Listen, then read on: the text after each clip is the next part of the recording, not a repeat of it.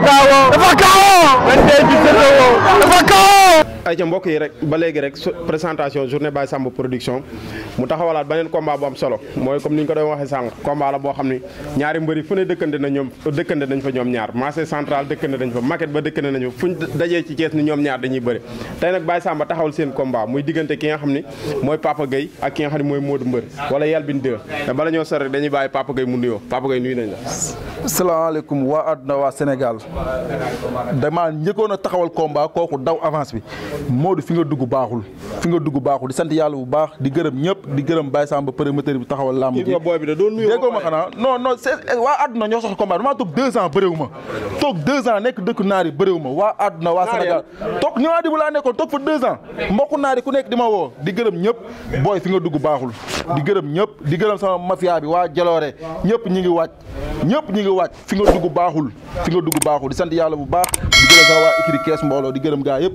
bàyyiwuma kenn cat ba cat wasalaam. Modou Mbër nuyu nañ la.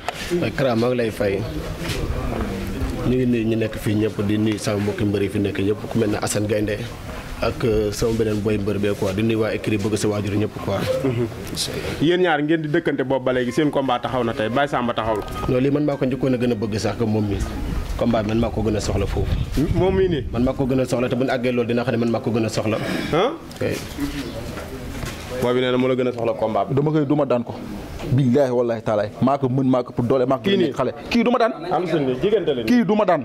maa ko gën a nekk xale dama koy daan. pousse leen nii ci kanam. maa ko gën a nekk xale dama koy daan. kii ragal la ñemewu ma. na nga fexe ba jour lamb ja na nga ñëw nag buy daw xam naa la. na nga ñëw maa la mën maa la pour doole. ñu xanaa xamu la mu naan jour lamb ja na nga ñëw. nooy saaga moom yàkkamtee xeex la gis nga joxe xaalis ak saaga koy yeex ku ne doo ko def loolu dafa demee nag. dégg nga boobu wax la si am xam na ma xam du am dara. nu ngeen xamante. xam na ma xam kii moket lay nekk xam naa ko bu baax moket lay nekk di jaay téléphone suba ngoon man doo ma daan jaay ko téléphone la man jaay ko téléphone du ma daan. jaay ko téléphone du la daan non du ma daan dama lay fekk maset daan la yow xam na ma lii du combat.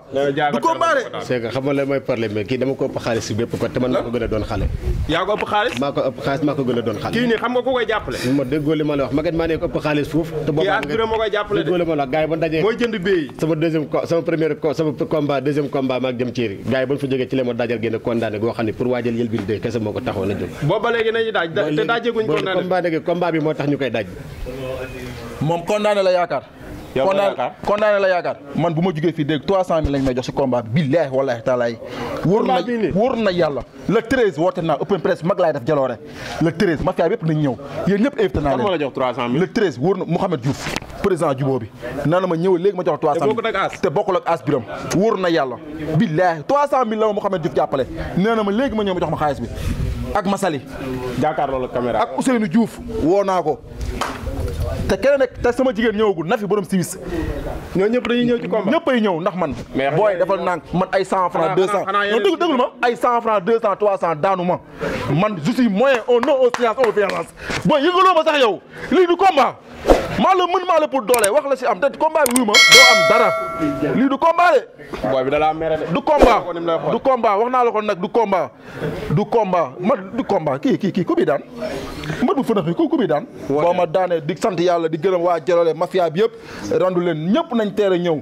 may nañ ma 5 car te xeeb naa ko nag te Baye Samba du xoolal bolog bi xeeb naa 3 bolog jox ma 5 bolog ñëpp laaj nañ ma ko ma jaay ko mu jeex bu deexee yàlla waaw. wooteel Modou Mbër.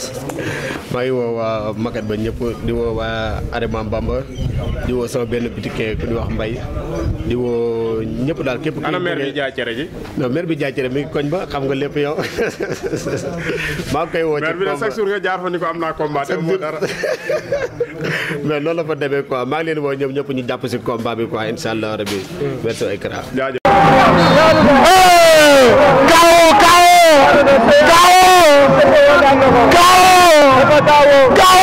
dafa kaawoo man tey ci Sosowo dafa kaawoo man tey ci Sosowo dafa kaawoo may tey leen ci Sosowo